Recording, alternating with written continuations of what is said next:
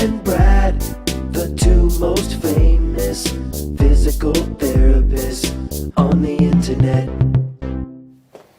Hi, I'm Bob Schrupp, physical therapist. Brad Heineck, physical therapist. Together we are the most famous physical therapists on the internet. In our opinion, of course, Bob. Brad, this is a little bit of a remake. We weren't really happy with how the first one turned out. This is probably done a couple of years ago, so we're going to redo it.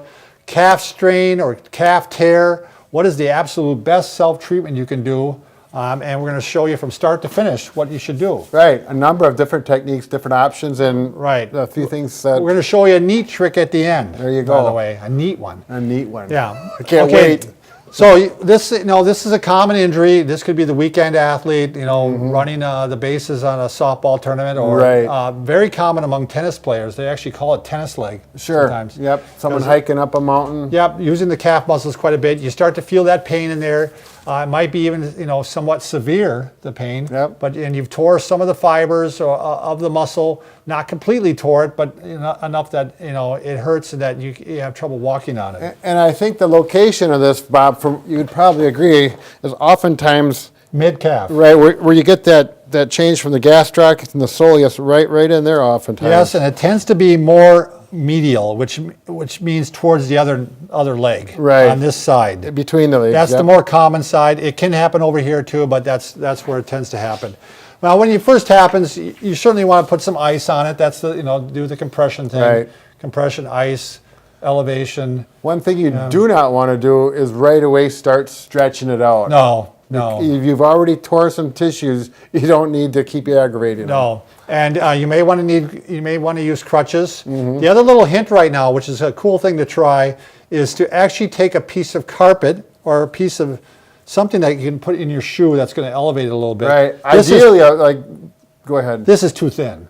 Yeah. So you cut it in this shape. You can go to the hardware store a lot of times and get some cork. Oh yeah, cork would work good. Right. Yep. And you can get various thicknesses, about a quarter inch at the very most, probably. Right. And then cut it like this. Right under your heel, it's going to go. Yep. And then you put it in your shoe, in your heel, and that's going to raise it up a little bit, and that's going to take some of the pressure off the muscle. Right. It puts it on slack a little bit. You're not going to leave it in there long term. It's temporary. All right. The next step then, after a day or two, when things are starting to calm down a little bit, you're going to start a cross-fiber friction massage. This is from Cyriax. He's the father of orthopedic medicine. This is the crux of the treatment, Brad. Dr. James Cyriax. Yeah.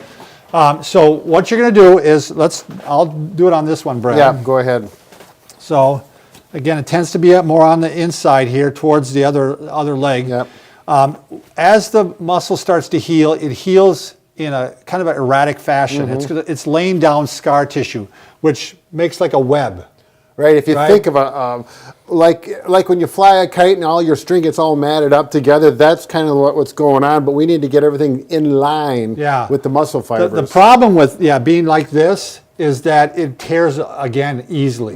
So you're going to go, oh, it's feeling better, I'm going to get back to what I want to do, and all of a sudden, boom, it starts hurting right away again. Yep, you go start your activity. And you get in this cycle of you injure it, it heals, you re-injure it, it heals, and so you need to break that cycle by doing this massage. Sure.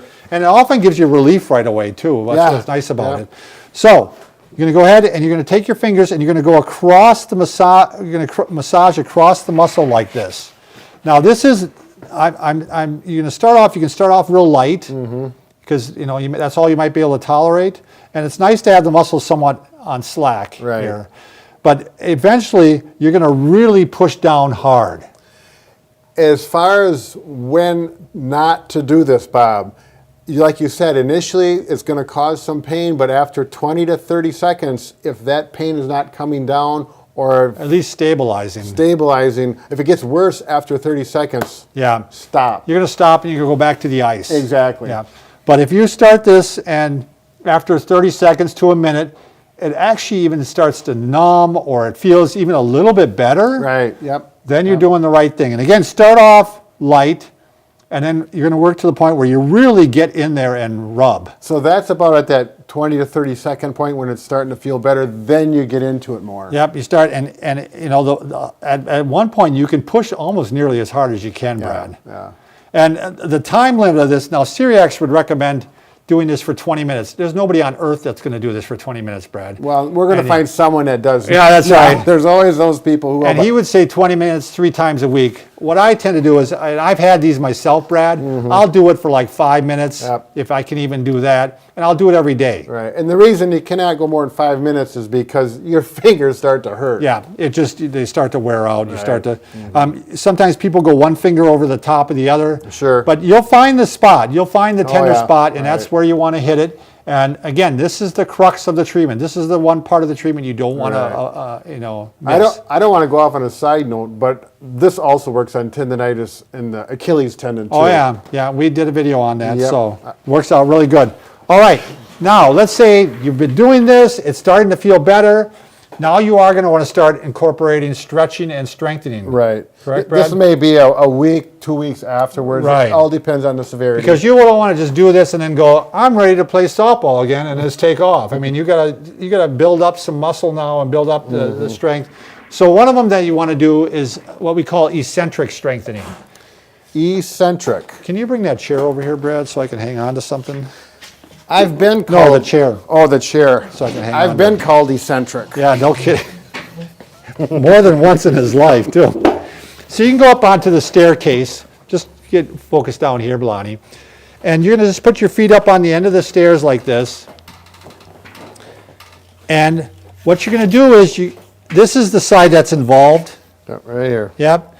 So what you're going to do is actually put the foot up, start up like this. So you're not really using the muscles to lift it up. And then you're going to lower it down like this. Make sure you have a good traction right here, because if your foot slips off, it's not going to feel good. The strength occurs on the way down. I don't want you lifting up like this.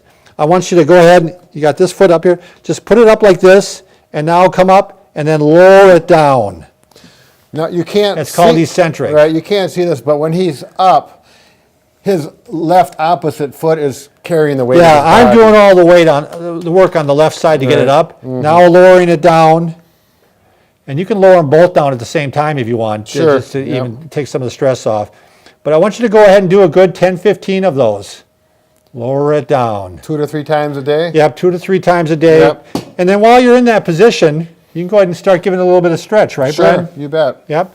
And that will help realign those fibers Right. too. Listen to your body, no sharp pains. Yeah, Stretch. good minute or two stretch. Sure. And eventually, you're going to do a 1 foot stretch here, Yep. like that.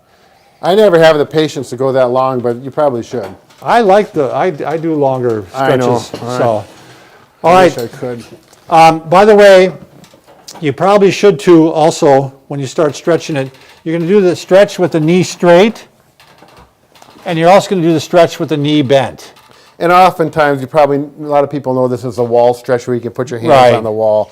But here, the bend in the knee is right here. We're getting the stretch here, nice gentle stretch. Relax the foot. You're stretching 2 different muscles there, and that's why it's important to do that. All right, this is the trick now, Brad, we're going to show you. This is right after you injure it. If you want to go ahead and tape the calf muscle, there is a way to tape it to help decrease stress on the muscle and help you walk around better.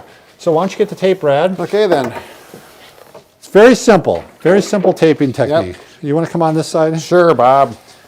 So if the pain is on the inside, all you're going to do is take a piece of tape and start it here, attach it on the inside, and pull it to the outside. There you go.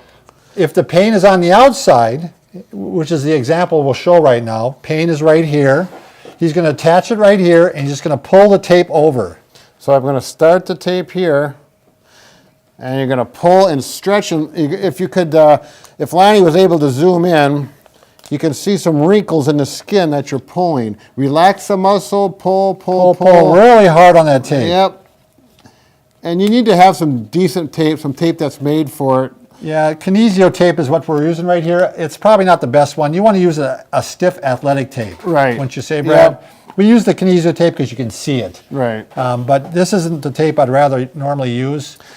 I'd rather use a stiff athletic tape that has no stretch to it. Right. Yep. And once you pull that over, what that's doing is it makes the muscle concave here, and it takes the stress off of it.